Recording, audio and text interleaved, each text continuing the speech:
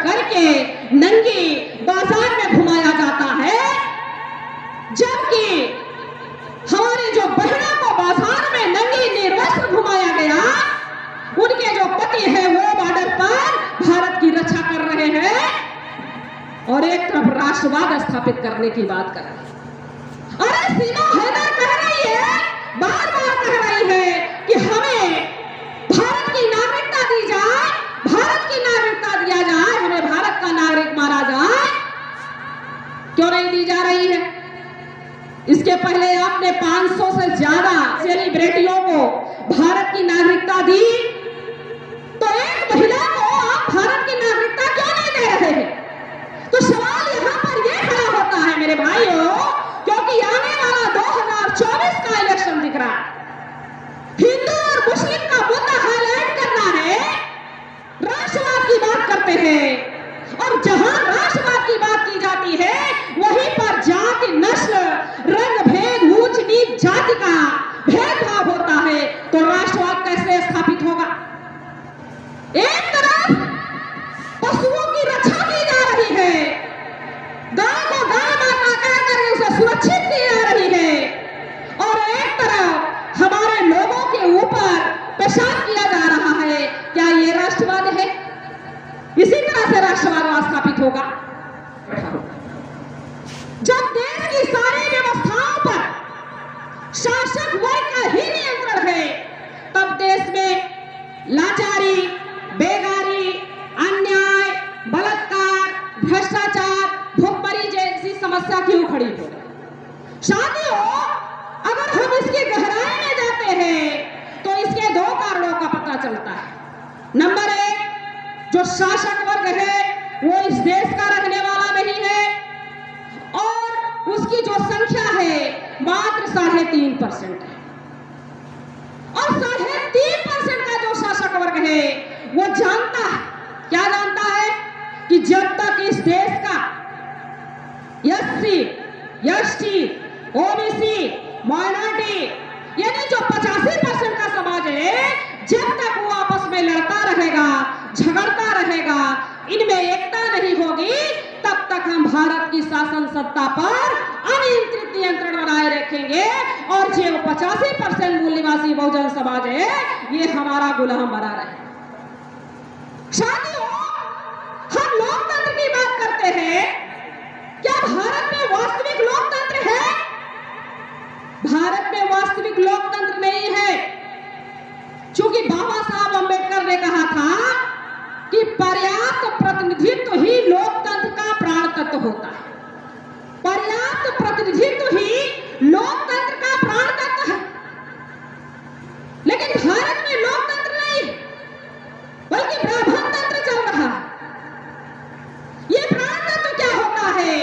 प्राण तत्व हमारे शरीर में एक जीव होता है, जब तक वो हमारे शरीर में होता है शरीर चलता रहता है, गति करता रहता है, और जिस दिन वो प्राण इस शरीर से निकल जाता है तो हमारे लोग कहते हैं शरीर मृत हो गई है, शरीर मिट्टी हो गई है।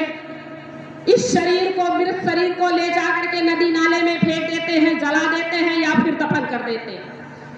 हमारा कहने का मतलब है कि भारत में पर्याप्त और वास्तविक प्रतिनिधित्व होना ही चाहिए। अगर वास्तविक पर्याप्त प्रतिनिधित्व नहीं होगा तो क्या होगा? जो हम राष्ट्रवाद की जो परिकल्पना, राष्ट्रवाद की परिकल्पना कर रहे हैं वो संभव नहीं होगा, वो संभव नहीं होगा। राष्ट्रवाद की बात करते हैं और जहां राष्ट्रवाद की बात की जाती है वहीं पर जाति, नस्ल, रंग भेद, ऊंच नीच जाति का भेदभाव होता है, तो राष्ट्रवाद कैसे स्थापित होगा? राष्ट्रवाद कैसे स्थापित होगा? एक तरफ तो हम ये देखते हैं कि पाकिस्तान से आए हुए जो सीमा हैदर नाम की महिला है, उसको मीडिया भी इतना तवज्जो दे रही है, भारत के लोग इतना तवज्जो दे रहे हैं, शासन और प्रशासन के लोग इतना तवज्जो दे रहे हैं, और एक तरफ मणिपुर में हमारी बहनों को निर्वस्त्र करके नंगी बाजार में घुमाया जाता है।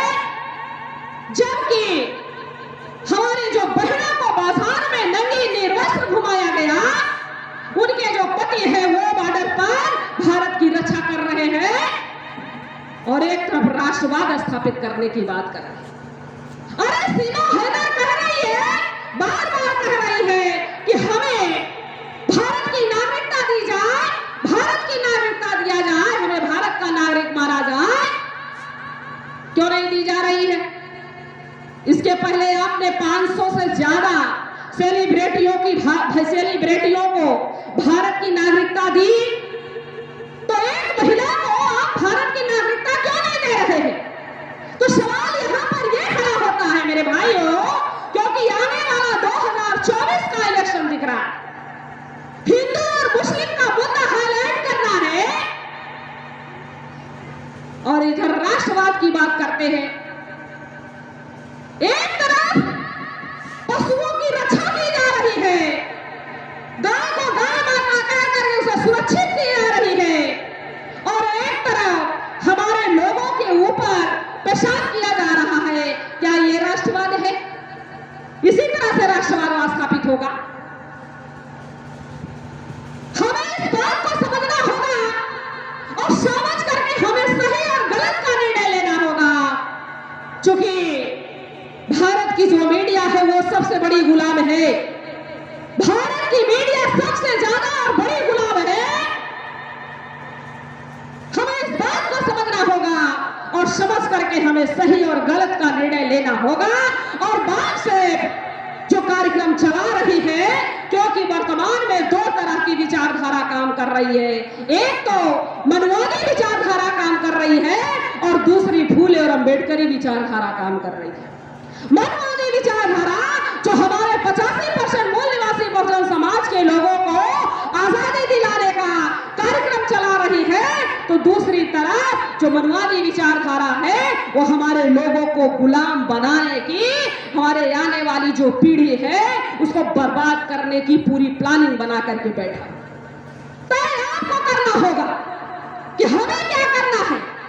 हमें ब्राह्मणवाद को बढ़ावा देना है, जातिवाद को बढ़ावा देना है, या फिर अपने आने वाली नस्लों को बर्बाद होने से बचाना है।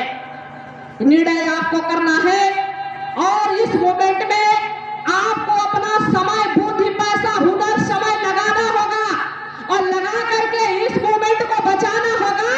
अगर नहीं बचाया तो आपको कोई बर्बाद होने से बचाने वाला नहीं है। और इसी के साथ मेरा जो समय है, मैं समय अपना माननीय राष्ट्रीय अध्यक्ष साहब को देना चाहती हूँ। इतना ही बात कह करके मैं अपनी बातें यहीं पर समाप्त करती हूँ। आप लोगों ने हमें सुना, इसलिए बहुत बहुत धन्यवाद। जय मूल निवासी, जय भीम, जय भारत। धन्यवाद मैडम।